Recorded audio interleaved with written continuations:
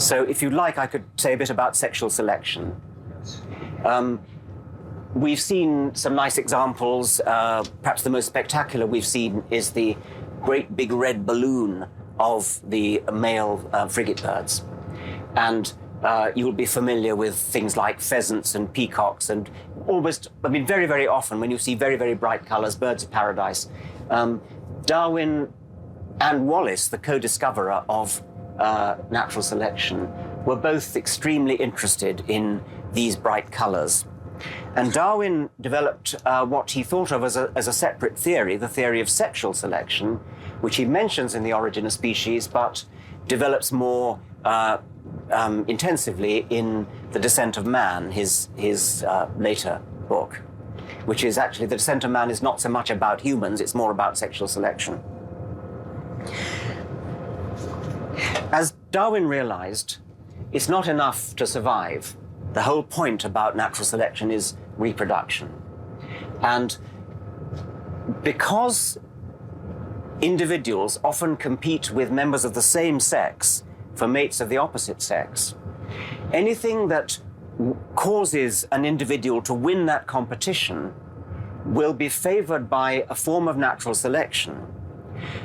If a male frigatebird has a great big round tomato-like balloon on its chest, and if females like that, if females are attracted to that, then genes for making great big red balloons will get passed on to the next generation, even if the red balloon makes the individual male less likely to survive as an individual. So there'll be a trade-off, and very often sexually selected characters do make the individual more likely to die.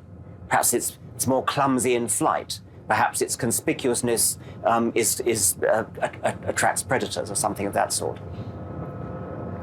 So Darwin developed this theory of sexual selection, and he used it to account for peacocks and birds of paradise and pheasants and indeed humans. He made great play of it in discussing the evolution of humans. Wallace hated the idea. Wallace described himself as more Darwinian than Darwin. And in this respect he was less Darwinian than Darwin in another respect, that in his old age, Wallace started flirting with religion and mysticism and things. But in terms of sexual selection, Wallace was more Darwinian than Darwin. Wallace hated the idea of sexual selection. He wanted everything to be useful for survival and reproduction, but not attraction. So for Wallace, he was always reluctant to explain bright colors as due to sexual selection. And he pointed quite rightly to the fact that we've got plenty of bright colors. If you open any one of us up, it's bright red. Nothing to do with sexual selection, bright red for a perfectly good physiological reason. And Wallace was always eager to discover utilitarian reasons for the sort of bright colors that Darwin ascribed to sexual selection. This distinction between Wallace's views and Darwin's views, by the way, is due to the philosopher and historian of science, Helena Cronin, whose beautifully written book, The Ant and the Peacock, I very strongly recommend. Now, one of the problems with Darwin's idea of sexual selection, and one of the things that Wallace hated about it, was that it just assumed as a given that females like certain colors or certain shapes. And Wallace could just about stomach the idea of females liking these shapes and colors, and thereby providing the selection pressure to produce things like peacocks' tails. But Wallace wanted there to be a utilitarian underpinning. He wanted it to be an advertisement that this is a good fit male. He wanted the peacock's tail or the frigatebird's red balloon to be some kind of a genuine indicator to females that this is a good male. This male will be a good parent. This male will be a good male to mate with. Darwin was perfectly happy to say, no, the females just like it. That's all there is to it. It's just aesthetics. Later on, after both Wallace and Darwin were dead, again R.A. Fisher solved the problem for Darwin, for sexual selection, in the following typically ingenious way. He said, all right, let's take female taste, but let's do what Darwin did and just say, well, females just like it, just like the red sac.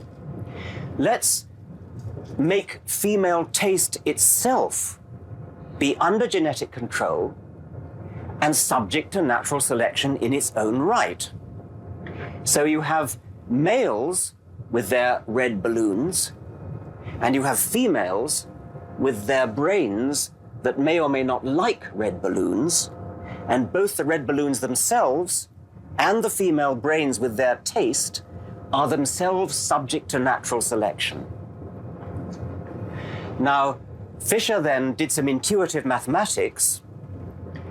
He said, this is typical Fisher, it is easy to see that under such conditions, there will be, this is not his exact words, there will be an ever-increasing runaway process whereby the he didn't talk about red balloons, but whereby the male characteristic, the red balloons, and the female taste for the same thing run away together and increase in an inflationary manner together, because both of them are being naturally selected at the same time. Fisher said it is easy to see. Nobody else could see that it was easy to see until the 1970s, when mathematical biologists started to to reconstruct what must have been Fisher's mathematics that Fisher didn't bother to actually write down. And it works approximately like this. Every baby born, whether male or female, inherits the genes from its father for having a red sac, and the genes from its mother. No, I'll put that more generally. Every baby born inherits, of either sex, inherits from its father the genes that made the father look like he does, and the genes that made the mother like what the father looked like. It doesn't matter what it was. It could have been a red sac, could have been a blue sac, it could have been a sky blue pink sac. But whatever it was, every chick born of either sex inherits from its father genes for having that characteristic, and from its mother genes for liking that characteristic. And the genes in the boy chicks don't manifest themselves as taste, and the genes in the girl chicks don't manifest themselves as red sacs. But each of them have the same genes. And that's the key to the theory.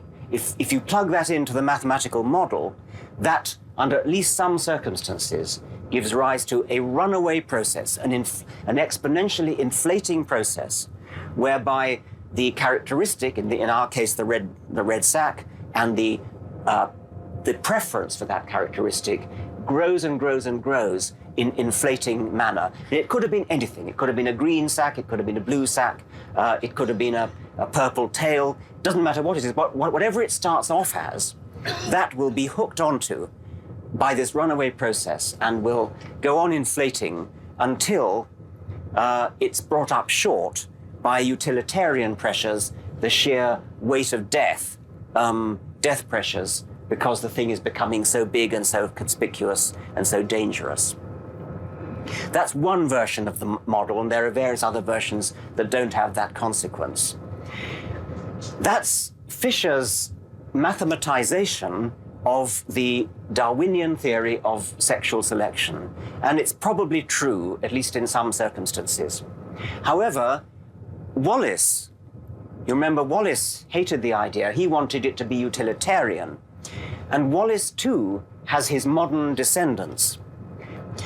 The most dramatic of these theories is the so-called handicap theory of the Israeli zoologist Amos Zahavi. Everybody can see that these characteristics are handicaps. I said, almost certainly they lead to the death of the individuals in some cases. Carrying around a great red sac must be a handicap in all sorts of ways. Carrying around a peacock's tail must be a handicap. And everybody else had thought that it evolves in spite of being a handicap, and the Fisher model suggests that it evolves in spite of being a handicap. Zahavi's model says it evolves because it's a handicap. It's a handicap which advertises to the female, as Zahavi says, look what a good, fit, strong male I must be because I've survived with this ruddy great balloon hanging off my chest. For many years, and I was one of them in The Selfish Gene, just about every zoologist ridiculed Zahavi's idea. It just seemed too counterintuitive, it didn't seem to work. Mathematical models that people tried, Maynard Smith tried,